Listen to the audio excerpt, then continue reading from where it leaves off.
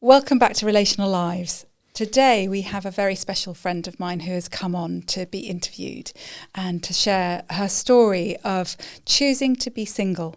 So her name is Kaz, and for the next little while we'll be hearing all about her life and what's led her to choose a single life.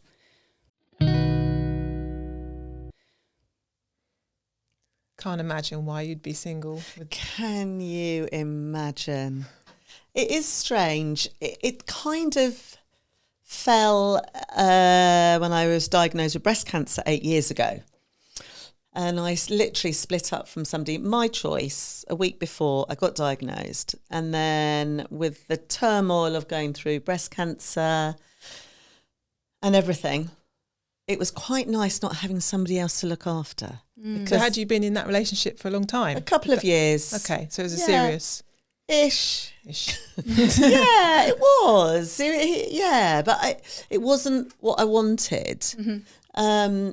Did you think that something was already not quite right anyway? I knew it wasn't right, and that's why I just said we didn't live near each other, and it was sort of like one weekend at his, one weekend at mine, and I just thought I was 49, and I thought I don't want to go into my 50s. I've been in and out of relationships. Well, actually, I would say in a relationship since sort of at the age of 17. Okay. But you haven't really had much time as a single person? Never. Honestly, Ali, I don't know, it was literally one after the other. And no crossovers. Obviously. And I just felt, he won't be listening. So obviously, going through breast cancer was, I had a really tough time. And then sort of slowly coming out of it, I was really enjoying peace. And I'm not saying I've had some lovely relationships. It's not that I'm not a man hater at all. Just better put that in there for all the exes. Just so you know, just in case anybody's watching. I love men. But it was more the peace of mind of me healing myself, literally from the trauma of breast cancer that I went through. And then as I was healing, I really was enjoying singledom. And I'd never experienced it since I think I was 17, 18, my first proper relationship boyfriend. So what did you notice about being single, like in terms of enjoying it? What did you notice were the differences? Roz, where shall I start? No toilet seat up, no snoring. I think I noticed what I've realised, what it made me realise about myself was how much I compromised in relationships at a detriment to my happiness. So obviously all relationships, whether friendships or partnerships, you know, there's always some kind of compromise. You know, can I watch the football? Oh, if you have to. Yeah. You know, and I really, Does that sound familiar? I don't know what you're talking about. But I see that in my peers as well, you know, where my girlfriends have gone, oh, you're so lucky, Kaz, you live on your own. Literally, they come to my home for... You've got the sanctuary, have you? The sanctuary for the namaste world. Yeah. And I'm not saying, not every relationship's like that, but there is, I think I also saw I mirrored probably quite a bit of my mum's life, where I was a real giver. It was about me looking after them. So would you say that you do have to compromise in a relationship, don't you? Yeah. But would you say that you tended to over-compromise, over-give, over-adapt? Yeah, and as I said, at a detriment to my happiness, not all the time, but it was almost like things that I wanted to do might just slip by the wayside because he wanted to do more of that. I'm like, I don't want to do that. And I think the freedom, which I think actually is a little bit dangerous, it's been 8 years now, is just so lovely. Dangerous in what way? Well, because then you're like, I don't actually know if I want ever. I'm not against having a relationship, but I know I'll never live with somebody. I don't ever want to live with somebody again. Okay. You're certain about that? I think so. So. You don't know, do you? No, you don't know. But at this moment now, this moment in time. Think, yeah. And I just love the freedom. It is a real sense of I don't answer to anybody. And I've always struggled with that anyway. I'm not very good in being told what to do, or I love the freedom. I genuinely love the freedom. And it's funny because some people, it's like, oh, but what are you going to do when you're older? And I went, be really happy. Do you know what I mean? It's like you can be What lonely. do you think they mean by that then? I think you see people on their own in their old age as lonely and unhappy. So there's that sort of assumption because of, I suppose, society. Society makes you think you're going to be an old lady sitting on your own. You can be alone without being lonely. Yeah, you can be in a relationship and be very lonely. Ali, that's what I've been in relationships and I've been lonely. And you're thinking, we're not connecting here. We're just cohabitating, coexisting. Yeah. But I'm never against having somebody to go out with. Is there anything you miss? Sex? No. That's a bit I love not having. But I do believe that is to do with not having any hormones. I've got some hormones. But as in the menopause, I went into surgical menopause. I had horrible endometriosis all of my life, really. And then as I got to 46, my gynecologist just said, well, we can't do anything. Why don't we have you're not going to have a baby now, are you? And I'm like, no. So I had a full hysterectomy, went into surgical menopause. Then I went on HRT. So no periods and no pain. I was living my best life. That must have been amazing because endometriosis can be horrific. Excruciating. It was everywhere. It was all over my bowel, liver, kidneys and stomach. Oof. I didn't know. I know it sounds terrible. But you were in pain all the time. Yeah, but I think it's our stoic women. We manage it, don't we? Can you imagine if a man was like that? Well, because we're used to pain as well and monthly. Yeah, periods. Yeah. So, and then I went into menopause, and I went on HRT, felt the best I've ever felt. And then I had to come off HRT because then I got breast cancer. Nothing to do with HRT. Please know that. Yeah. That was nothing to do with HRT. So then breast cancer, and then I can't take anything. Hormonal. I can't take anything hormonal. So, and I think I was led by my hormones when I look back at relationships as well. It was more like, you're sexy, I want to have sex with you. And then you fall into a relationship. Well, actually, it was more sex than relationship. Does that make sense? Yes, yeah. And then when I didn't have that, I just couldn't be bothered, just going to the next one. So now I'm really and genuinely thinking, well, how am I going to meet somebody? Because I don't actually fancy anybody. I do. You don't have that desire? No, I do. Oh, okay. Jonathan Bailey, who was in Bridgerton. Oh, okay. I can hear your producer just had a little snigger then. She knows Jonathan Bailey. I know his sister very well, and I still never met Jonathan Bailey. How annoying. I know. Maybe you can work on that one. I'm trying. But, on a serious note, it's really liberating. I honestly, genuinely feel liberated from hear that. Not having that urge and not needing validation from a man. When you say that you hadn't been out of a relationship since you were 17, do you think that was part of it then? Because you're saying part of it was this sexual desire. Yeah. It sounds like part of it was wanting that validation that you're... Yeah, I think so. And but I do also think society, when I look at the younger generation now, I've got some gorgeous godchildren and some who are single and they're looking, it's like I remember did it in my 20s. It was like you're ruining your 20s just trying to find a boyfriend because everybody else is doing it. Yeah. It's like, but you're not enjoying what you've got already being single. And I think that's really hard to get through to the younger generation. Sure. I mean, I didn't do it, all I wanted was a boyfriend. That's just what that's what you're supposed to do, isn't it? What did you ask me then, Ali? I can't remember. Whether you feel like that you got validation from being in a relationship. No. it's almost like you get acceptance. You get socially accepted. That Yes. I think it's being in a more couple. like, oh, it's You Kaz and fit. so and so. You fit into in what is expected. Yeah. So I do find actually being single, you don't get invited to dinner parties as much. No, that's interesting, isn't it? Because I hear from people who, for instance, You're selling it to me. That's the best thing. Well, yeah, that I wouldn't mind that at all.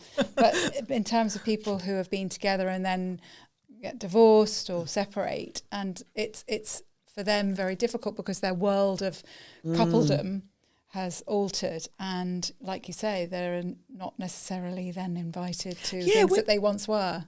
Yes, and I think that's really strange because I'm not. It's not like I'm sitting there thinking, "Oh, I'm on my own." I just look at the couples and go, "You poor thing. He's going to be snoring tonight. He's going to want to have sex with you tonight, and you really don't want to have sex." You know, and obviously not all my friends are like that. But you know, when you just think, why is it? Because why am I? You know, it doesn't. Don't get me wrong. It's not like everyone's horrible to me, but that's probably the only thing. One of my really close male friends who I've been friends with since school, last time we went out, he's got a lovely wife, and we were out as a group of us, and he just said to me, "Oh, Kaz, have you not found anyone?" And I'm like, "No, hon." And I said, "Look at your relationship." I said, "You're the needy one." And his wife's going, "Yeah, don't I know it?"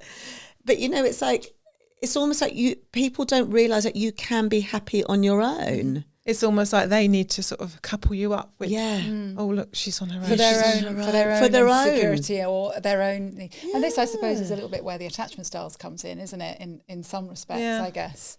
Also, if there's a sort of somebody who's feeling more anxious and therefore feeling like they need to have a relationship to feel comforted in some way or to connected as well, I guess that comes into some of the mix, especially as well for those young years, I think.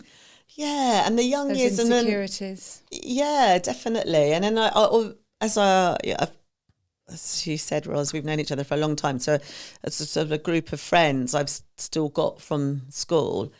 And my experience also, I don't have any children. As I talked about earlier, that endometriosis, and I had lots of gynecological issues. And I was told that if I did, I wouldn't be able to go full term without having some kind of operation, like a stitch in the cervix to keep it in there.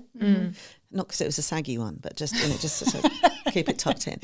But and then with the relationships, kind of like flopping, literally from faux pas from one to the other, and then it got to a stage where I was terribly. With endometriosis, it was really tough, you know, gynecologically. But I feel that my mum was a single mum with me for my first 10 years of my life. And I'm not sure whether that led me to think, I've got to be properly sure if I'm going to be with somebody, if I'm going to have children. Not because I had a horrible time, but it was a bloody struggle. Well, in case you were on your own. Yeah, in case I was on my own. I was genuinely scared that actually, but yeah, it's kind of taken me back a bit then, thinking about that, yeah, it was tough for mum. You know, you knew even as a young child, you could see it was tough for her. Oh yeah. Yes, absolutely. I'd see her be upset sometimes. So she'd be dating, and then she'd come back, and I could see her upset. And you know, your first 7 years are the very vulnerable years, aren't they? And in psycho world, well, no, in real world, isn't it? They're very vulnerable, and I always remember that it was always so. I had an impression then, I guess. Yeah, and I suppose looking at relationships, I liked to be the one who was more in control because I didn't want anybody to control me. Oh, I'm having a right old psychoanalyse of my life. We're not having to do much, and she's going there. Sorry. But you know, when it's, I did know that. I have known this, but like, Mum never put me off and said you shouldn't be with anybody. No, but it's amazing what kids pick up on, isn't Absolutely. it? And sort of messages that you will take from that. And it sounds like that, you know, they're on a number of levels there. There were things that you were taking in, how tough it was for her. Yeah. Maybe dates not necessarily working out. And then my stepdad who adopted me and became my dad when I was 11, and then my sister came along, who I'm really close to, which is lovely. And was that all okay for you, having had a lot of time on your own with your mum? It was, actually, bizarrely. And when my sister, because literally my mum and dad got married, and then my sister came along, but I saw my sister as a doll. I could just like, this is the real best life playmate ever. Yeah. So it was the best thing for me. And she was just adorable. And well, she's 47 now. Not so, she is adorable. But it was lovely. But then my teenage years were tricky, and for me personally, academically I didn't study, but I loved my exercise. And then as you just get older, and then also I lived abroad as well, which I loved. I'm a bit of a nomad. I didn't really want to be in any one place. I didn't want to be trapped. Trapped is a word that comes in my... And that's what you were talking about with us earlier. And then we're talking about PTSD, post-cancer, and being trapped in something I can't get out of. Yeah, potentially trapped in a relationship. Oh, absolutely. That's what I feel. I feel I don't want to be stuck in something I can't get out of. It brings me so much fear, that always has. I never wanted to own a house with anybody, never wanted to get married, never wanted to have somebody else's name, didn't want to be attached to anybody. So that independence was really important. Yeah. And I think not feeling, like you say, not feeling trapped. Yeah. Not feeling pinned down in any way. Yeah, which you don't have to be. And I don't and to be honest, I don't think I've ever had a relationship where I've felt like that, where it's just... Something in you. Something in me. But then maybe that's, I don't know what that is really. It's interesting. But then when, as I said about that, not being able to have children or not having children, it wasn't necessarily a conscious thing, maybe an age. And then obviously, and then all my lovely friends were starting to get and how married. was that for you, with everybody doing the sort of conventional path? And yeah, it was never been, I loved it. Genuinely, I've never been jealous of that. And my closest friends made me godparent to their children. So and my thing was, the fortunate thing for me is that I don't have children, but that means I can forge a proper relationship with my godchildren, because I don't have my own children to, I think I've talked about this with you before, Ros. I think we've talked about this with, like Ros has said, oh, you're so good. And I said, well, that's because I don't have my own children. Whereas when you've got your own children, it's hard to do things with other people's children, isn't it? And you have all that responsibility with your own children as well, which you don't have for godparents. I literally have the loveliest relationship with my godchildren. But I make sure, I've always made sure, and I wanted to be there for my friends, and if they needed babysitters, or I want that relationship. I want them to remember Auntie Kaz or Auntie Sweary, as they call me. Some of them. I'm impressed. There's not been one word yet. It's not. Well, I'm trying very hard. It's fine. I don't swear. You've invested in that, haven't you? Yeah, You've chosen consciously to do invested that. in it. I'm very grateful that I've been asked, which is lovely. But the nice thing is, I can invest because I don't have my own children. Never, And God can, and all I say, but also I've taught children for years through exercise and kids with special needs, and I swear it's the hardest job in the world. Being a parent. You have no rule book. No. And you have no rule book. And you do your best. You're just winging it all the time. You're winging it all the time. And it never stops, does it? Nope. And I always remember when I was 23, I'd come back from backpacking, and I moved back home for a bit, and I went out. And then I came back, and I don't know, 3 o'clock in the morning, like you do. And anyway, the next day, Mum said, oh, what time you got in late last night? I said, well, how do you know? Because I waited up. I went, in my really nice 23-year-old voice, oh, why did you do that for? And she just said, Kaz, it doesn't matter what age you are. I'll never stop worrying about it. And I never realised. Yeah. And you don't. And with my godchildren, I think, oh my goodness, they've gone off backpacking, they're doing this. And I'm just a godmummy, do you know what I mean? Yeah. Whereas the real mummies, I'm like, oh my goodness, I know what you're doing. Yeah. It is, So you get a taste of it. you never stop. Yeah. So in a way, I'm really grateful for not having that. I think I'd be a mess emotionally, like worrying about kids all the time. It's so hard. Yeah. I had one of my goddaughters live with me for a year. She was at art college before she was going off to uni, and her family lived in the Middle East, so she was with me. And oh my goodness. And then she got a job in a nightclub. And I'd be like, Georgie, you can't. I'd be like, okay, what time's she coming home? Oh my God. It is 24/7. It's so hard. Yeah. Isn't it? It's like you don't stop. And then you got to think about, okay, got to get food in, and you got washing. And then like doing it for yourself, it's way easier. And you probably then, when you get those little tasters of it, you probably think, oh, thank God. I do, honestly, Yeah, Ali. I thank God. don't ever, and I do, don't get me wrong, guys. I've never had that real want of a child, but I'm not sure whether that was a conscious thing or because I knew my body wasn't very, my womb wasn't very good. So I know that pain that I know when people really desperately want children, and that's heartbreaking. Yeah. But the lovely thing is, I had made sure I forged a relationship, and I love it. I love not having children, and that's quite a weird thing to say, isn't it? No. Do you not think that It is? makes sense with everything that you're saying. I think it's a really honest thing to say as well. Yeah, because I do think a lot of women who don't have children, you do get like, I have had women say to me when I'm teaching, and they go, you're so good with kids. Have you got children? And I go, no, I hate them. And then I just walk off thinking, she hates children and she's looking after my children. Because I always think it's that, oh, you don't have kids. And I can go out when I want to go out. Obviously. I tell you the time I don't like it, or I think about it. Not I don't like it. It's Mother's Day. Oh. That's what I think about. But one of my goddaughters, actually two of them, always send me a card. Yeah.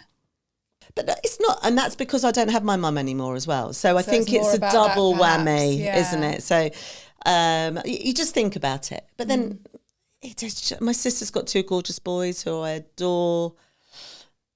You invest a lot. I mean, in terms of, it's interesting. I was thinking about the fact that you can have your freedom with being single, choosing that free life. And you were talking earlier about previous relationships where you have perhaps done too much and, given too much and at your cost. Yeah.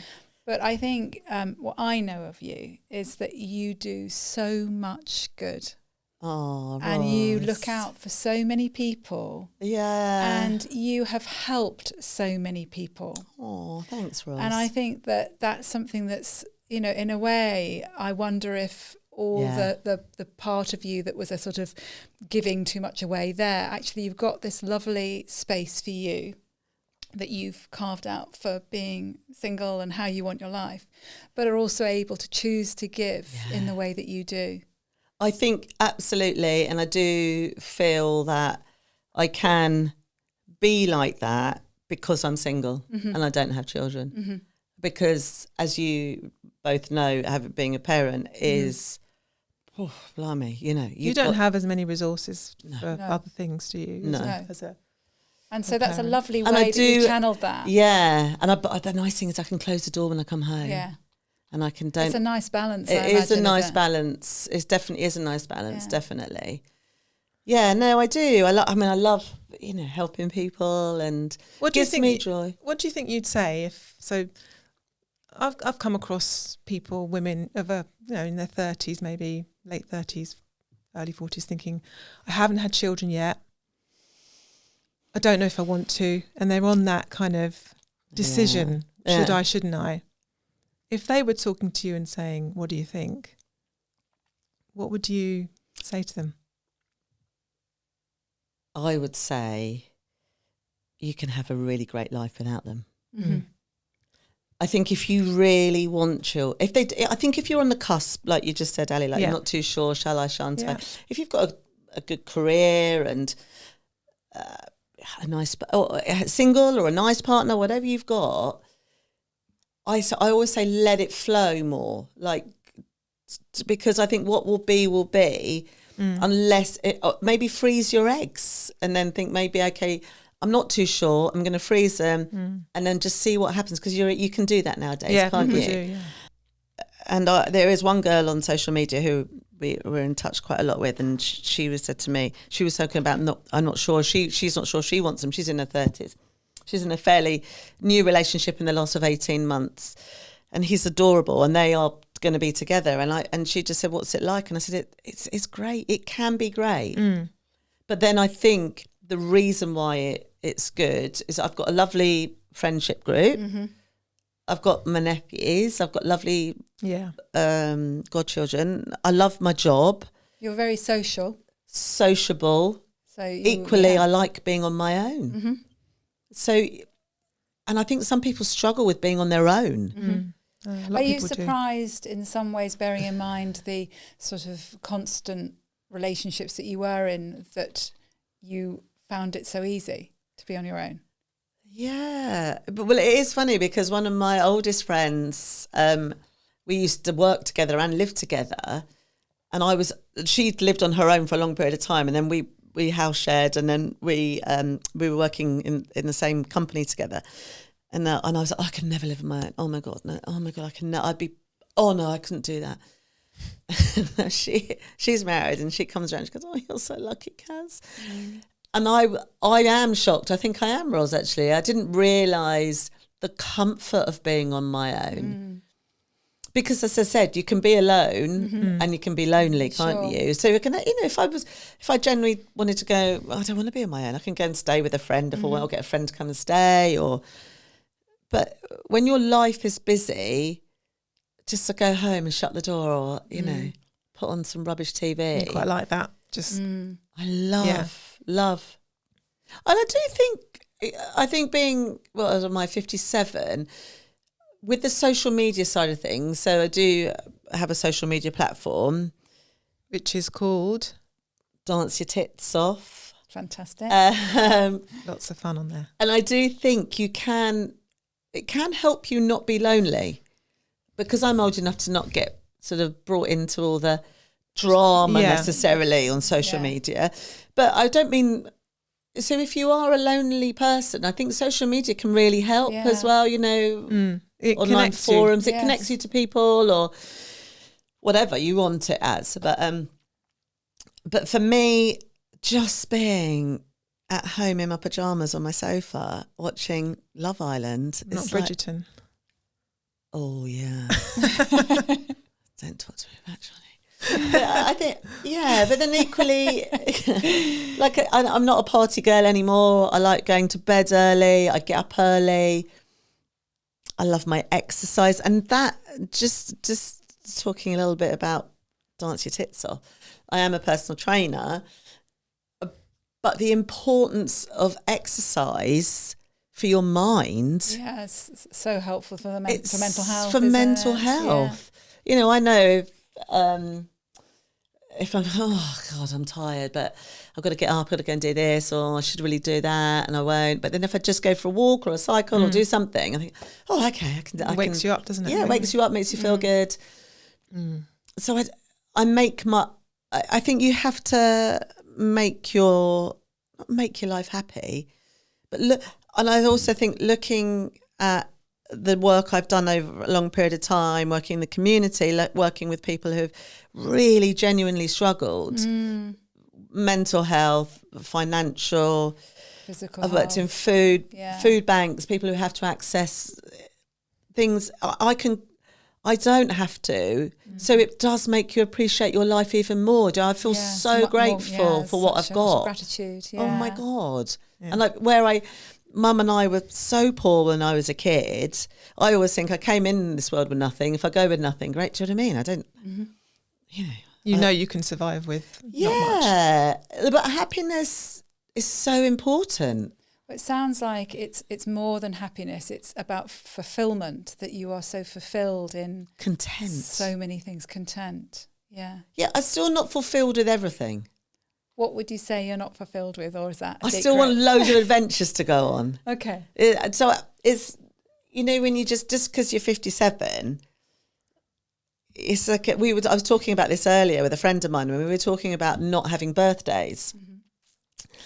And I believe if you don't have a birthday, you don't get old, because it's that age that you think, well, I'm a certain age, so I need to be.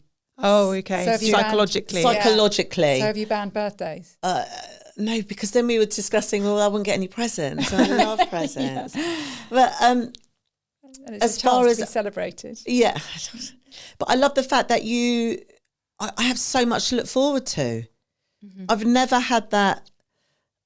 I tell you what, when I went through breast cancer, one of the things I wanted to see one of my goddaughters graduate, who Ros knows very well, and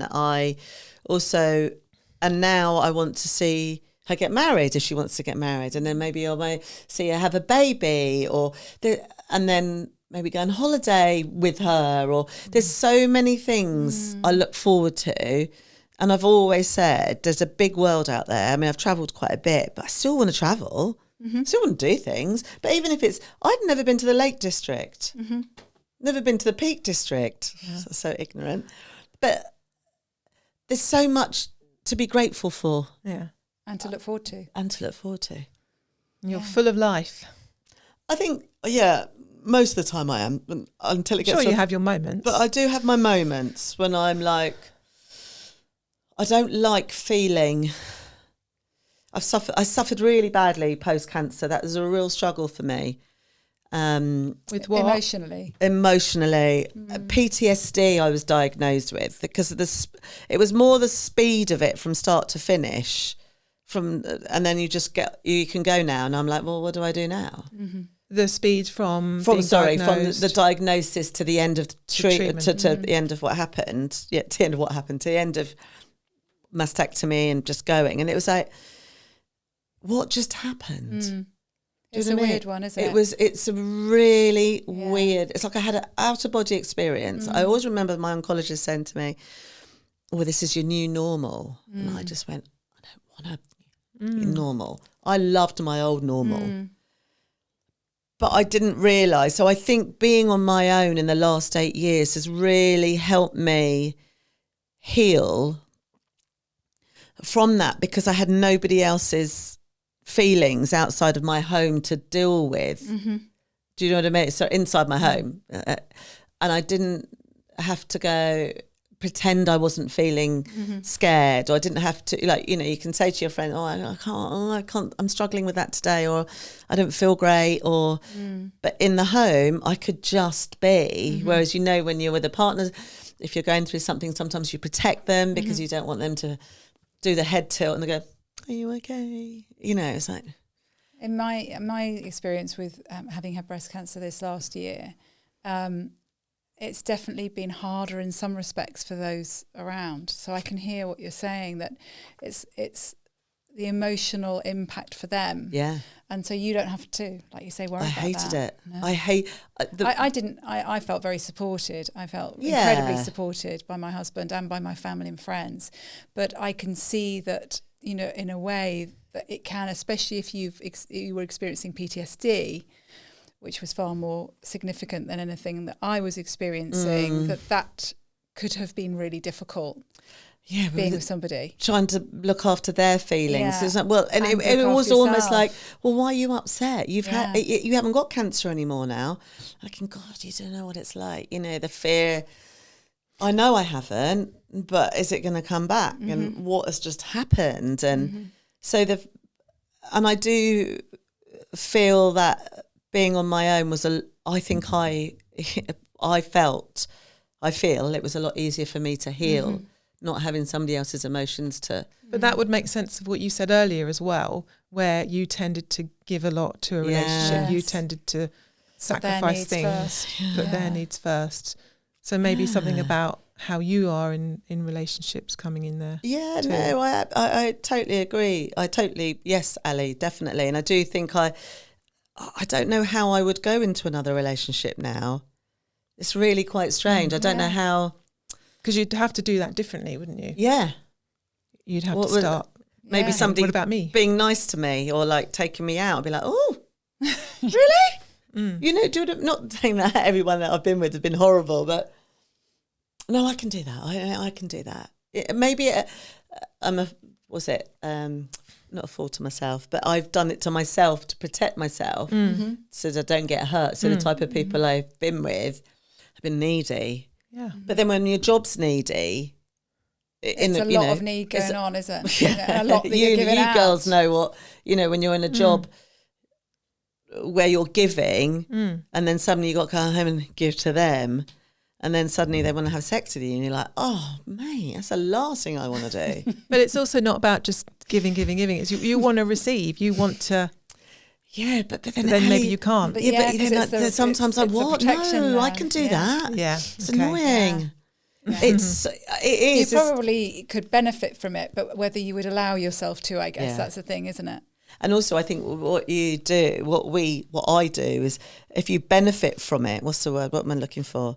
And you're enjoying it, and then I get scared, thinking, or fearful. Then, oh well, what happens if it goes? If I'm giving up a little bit of my protection, and then suddenly they go, well, actually, I don't want to be here anymore, and you're just like, oh, great. So there's a safety in some respects. Absolutely, and I'm not shy to that. I know that. But it sounds like that's a part of it rather than the whole of it. Yeah. There sounds like there's so much more to it, but that you're aware of that part in you. I'm very aware of that. Yeah. But I do love... I just love my independence. I fiercely love it. Yeah, it's strange, isn't it? I never thought I would. Like I said to you earlier, like one of my oldest friends is like, I was like, I can't ever live on my own. I'd be so lonely. I won't have any friends. Because no, Kaz, you'll love it. And I went, no, I won't. And then obviously 49 years old, it is genuinely, I love it. Would you say you're at one of the happiest periods of your life then? Most content. I'm happy. Yeah. But I have had really happy moments in my life. Don't get me wrong. I've had some lovely, loads of happy moments. But it's more the contentment and the peace. So something sort of almost inside of you that you like can that. feel. Not that I'm a namaste person, but it is that. It's just a nice. It's a calm feeling. Yeah. Not having. I mean, simple things. I know you ladies will feel exactly this, but like, oh God, dinner. What am I going to get for dinner? Or I don't actually. My husband cooks everything. I'm very lucky. Go away. I'm sorry. Maybe sometimes. Maybe sometimes. It's probably about she's got the perfect life. Yeah. Not necessarily, but that's a really good one. Would you two, can I ask a question? Am I allowed to ask a question? Yeah. Okay, so if you weren't married to who you're married to and had the life you have, would you be happy being single? I think parts of it I would be happy being signal. Signal. I'll be a signal. I'll be a single, but I think there is a part of me that really likes being in a relationship as well. So the greater part likes being in a relationship. But I think because I've been married an awfully long time, so it's heading I don't know, whatever it is, a long time, just a long time or whatever. But that we have found a way that we are very together, but also we have very little in common in a way. Yeah. So we have a lot of separateness that goes on too, and I think that works really well for me. Yeah. I would say I know I can be single and I know I can be content enough, but I do prefer to share experiences. I think that's the bit for me. It's about sharing experiences, like travelling. Yeah. So I go with a girlfriend. Yeah. So just been to the Isle of Wight Festival. And she's married, which is bizarre. But we go and do loads of stuff together. And go to events and go to stuff like that, which I do get that. But my ex-husband is one of my best friends. Is he? He's my big brother. Oh wow. I love him so much as my best friend. Yeah. What led you to marriage then? Yeah. Oh, We skipped that chapter. sorry. Yeah, we went. We lived in Hong Kong together, and then we lived in Hong Kong quite quickly after getting together, and then we came back, and then he had to. And then he was working in London, and then he wanted to live abroad in the Middle East. You would need it's better to be married. I mean, I didn't want to get married. I was like, oh. So anyway, we got married in secret. We didn't tell anybody. So it was for practical reasons? More practical reasons. Oh, but I loved him. The thing is, I loved him. So I could live with him for the rest of my life. Okay, that's interesting. Because as my best friend, we know each other so well, but there's no, and I think what I love about it, there's no pressure because there's no physical side of our relationship. Mm-hmm. So if it was a marriage Yeah. and it didn't include the physical side and there was no pressure, that would feel different. Yeah, because you've got no expectations, have you? Sex is, I know, speaking from experience myself, but also it's just like, not everybody's like this, but it can be like, I think generally men want sex way more than women, and especially as women's menopausal, we get into that era of our life, and it's more mechanical. I think you've got to find a way.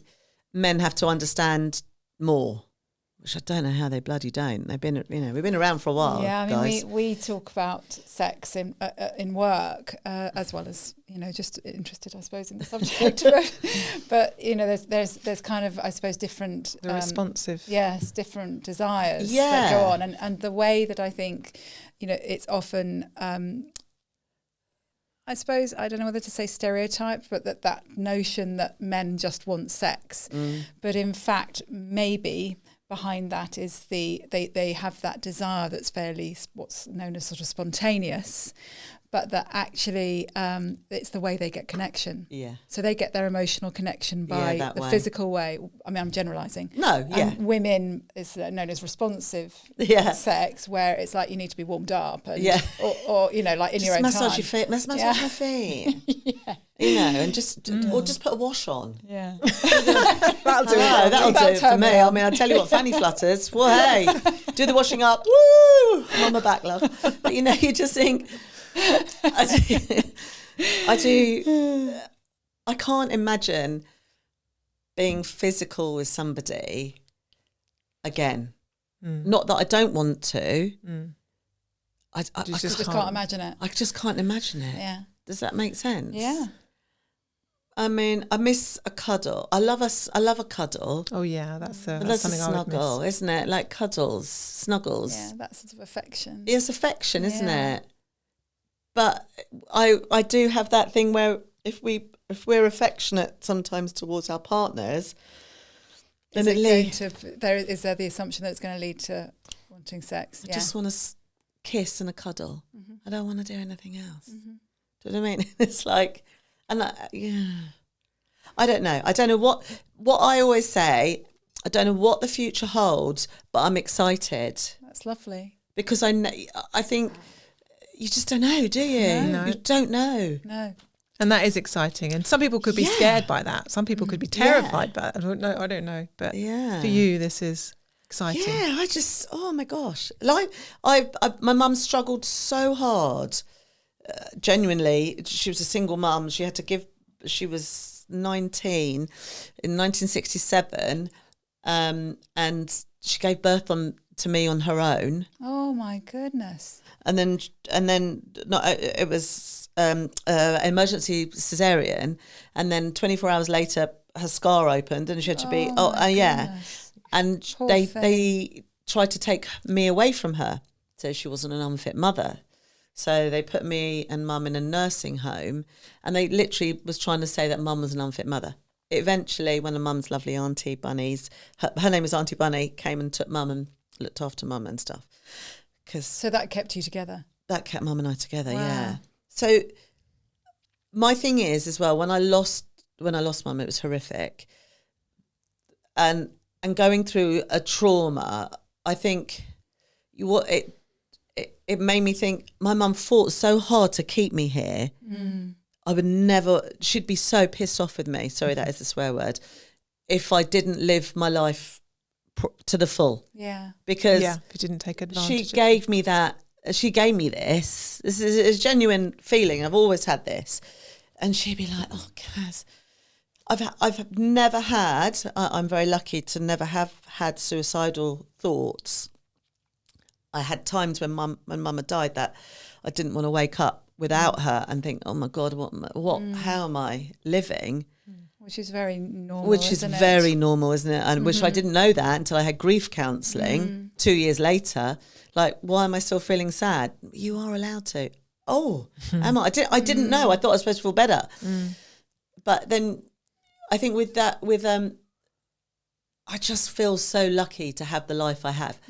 I've made the life I have. I've got a lovely home to live in. I live in a lovely area. I love what I do. I'm not in a dire straits, but I just think Mum would just live life to the full. She didn't have... Lovely message. I'm 57. She died at 57. Oh, and you're like, do you know what I mean? It's like... Well, that must be weird. It was very weird when it was my 57th birthday last year. I was like, whoa, I've actually... The anniversary of when she died is in August the 12th, which I know is your godson's birthday. And it'd be 20 years this year. And when I was 57, so that... it shows how young she was. Shows how young. Well, I'm the same age as when my dad died now. Are you? Yeah. Gosh, it's a funny feeling, isn't it? Does that make you feel... It makes me think about my own mortality. Yeah. For sure. Yeah. Thinking, oh my God, this is how old my dad was when he died. And how and leaving everything... And not having experienced some of the things that you want to experience and your children. And I was 37, my sister was 27. And she never saw her get married, she'd never met the boys. And, so things like that. So you just think, you do not know. I mean, I got breast cancer, Ros, you've had breast cancer, and you just think it comes back and sort of slaps you in the face like, whoa, you don't know. We don't know what's around the corner. So I always have a belief that make the most of what you've got. It doesn't have to be much. Yeah. And I do think also with social media and stuff, my other saying is comparison is a thief of joy. Oh, it's so damaging, isn't it? Looking at somebody and thinking, I wish I had that. You don't know what's going on in their life. You've no idea. You have no idea. And it's funny, when I get panic attacks on a train, and I've told my followers, and they go, you don't look like you get panic attacks. I said, just because I wear fake tan and like, red what does somebody lipstick look like who with gets panic peroxide attacks? blonde hair, I do cry and get upset and get scared. So that perception, but most of the time, life is for living. And if you can just make it as much as fulfilled as you can. And I guess that's in, it's a lovely message, isn't it, that you're saying, because that's in anybody's circumstances, isn't it? Single, in a relationship, whatever. Yeah, you've got to make the most of it. And I do say, the other thing I say as well, one other thing is, I don't want to die unhappy. So I would rather die, I don't want to die, I'd rather die happy as a single. But if I died tomorrow or on the way home, I've had a great life. Yeah. It's been tough at times, but bloody hell, I've done loads of stuff. But if I died unhappy in a relationship, I'm not saying a relationship's unhappy, but if you happen to be. And my mum did. Oh. She died, so she was unhappy. So that's another thing. Another message that's for another you, message, isn't it, where I think, do you know what? And I'm not saying my next relationship could be great. And that's the other thing. I'm not thinking I'm never going to have one or never this. Yeah. I'm excited. Yeah. But where you are now is where you are, and this is the place that you're content. I'm really content, honestly. I really am. But it is hard how you have. Sorry, I'm on a roll now. How you have to justify when people say, "Oh, have you got a partner?" Again, no, I'm single, and I go, "Oh," that pitying look. No, I'm happily single. So I have to say, I'm happily single. I can't just say, "Oh yeah, no, I'm single." Yeah. Oh, it's weird, isn't it? Yeah. It's so weird. Yeah. All that culture stuff. Even again, probably with, I don't have any children, maybe you get that. Oh my God. Oh, you poor thing. Mm. Could you not have children? I know, I hate them.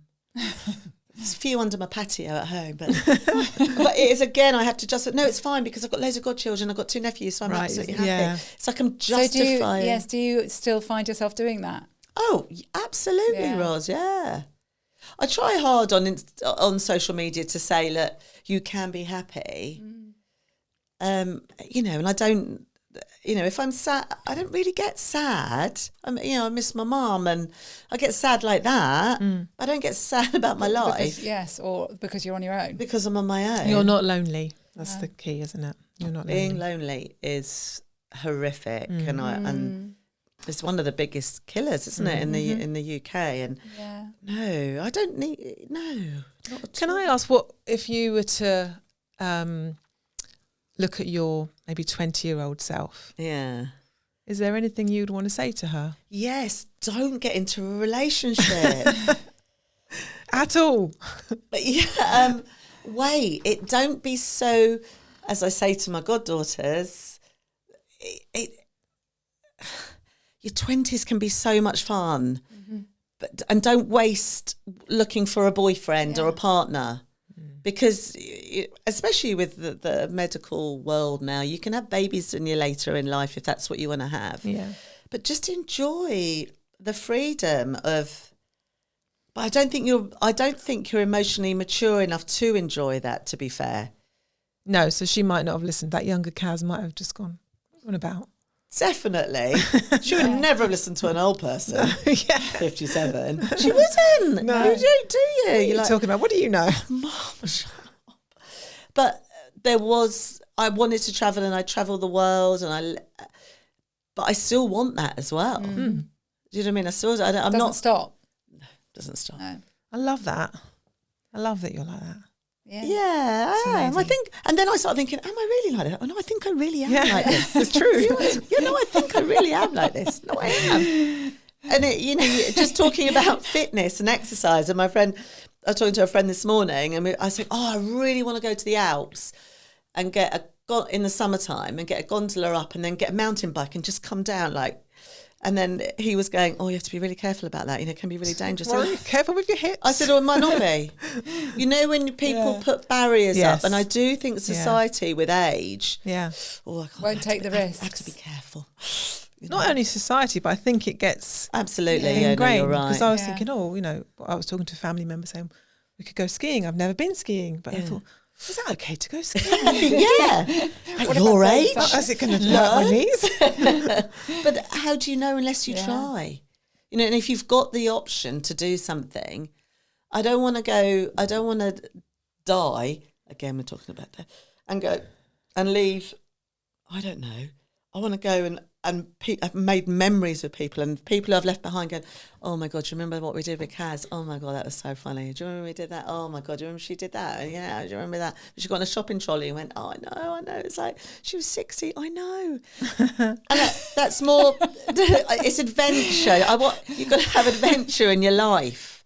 I think that's what you give a lot of people as well. I hope so. I think you do. I mean, I know you do. Knowing you, I know that you provide a lot of, as I said earlier, you provide a lot for other people, a lot of joy, a lot of adventure, a lot of happiness. Oh, thanks. I love you. Oh, I love you too. And I'm starting to love you as well. Thank you, Ellie. I love you too. Thank you so much for coming on today. I could carry on for hours, but I know we can't do that. Well, no, but we have thank you. one more thing we're going to do with you. Would you rather? So, would you rather be really short, under 4 foot, or really tall, 7 foot plus? Oh, man alive. That's a good one. That's a really good one. Do you know what? I think really tall. Okay. But then you have really big feet. I've got a very tall friend. She's 6'3" and she's got size 10 feet. Mm-hmm. Oh, she's beautiful. Yeah, my sister's tall. She's the same, yeah, Roz. and it's hard to get shoes. Yes. What would be the benefits of being 7 foot? You could reach. Yeah, that would be. And you could see over everybody. And you could see everybody. And at the festival, because I've got my friend I said I do a lot of festivals with, she's 4'11". So she's Diddy. So you could lift her up on your shoulders. I could lift her up on my shoulders. Sky. Yeah. I think being tall, that's a really good question. Okay. Would you rather lose your sense of humour or lose your intellect? Oh, intellect. Oh, without a doubt. Laughing, being naughty. It's what you're all about, basically. Isn't it? That's an easy question. Making fun out of something naughty is fun. Yeah. Whereas losing my intellect, I don't have much of that. So definitely, that's an easy one. That's an easy one. Okay, last one. Would you rather compulsively laugh in really sad moments or compulsively cry at really funny times? Laugh at sad moments. I do that anyway. You know, we sort of banana get skin. That's sort of hysterical. It wouldn't really work for us, would it? Imagine we did that. You couldn't do that. If somebody said to you something really bad, we'd be sad. We would be so sad. We just said, "Oh, my husband left me," and he told me I was really ugly, and then you just started laughing. Although I have to say, there is a lot of humour in our work too. There is, not but about those things. It wouldn't be usul to not compulsively laugh when people are sad. No, not compulsively. And you do. It's like when somebody falls over. I get see. You think that's fun, or trips up. Yeah, it is very banana skin, isn't it? That is, yeah. Humour. I would. Yeah. Humour's just the best, isn't it? And you're very good at it. Yeah, a bit naughty. Oh, I've really loved this. We've really loved having you on, so thank you very much. Not too much. Absolutely not. It's lovely. Everything that you've said is great. Thank you, girls. Thank you. No, pleasure. Thank you, everybody, for staying with us and listening to lovely Kaz. And we will be back for another episode next week. Remember to subscribe, like, and what's the other thing they have to do? Comments. 5-star review. Lots of something comments. like that. Comments, yeah. Anything that you would like to throw into the mix about what you've heard today, we'd love to hear from you.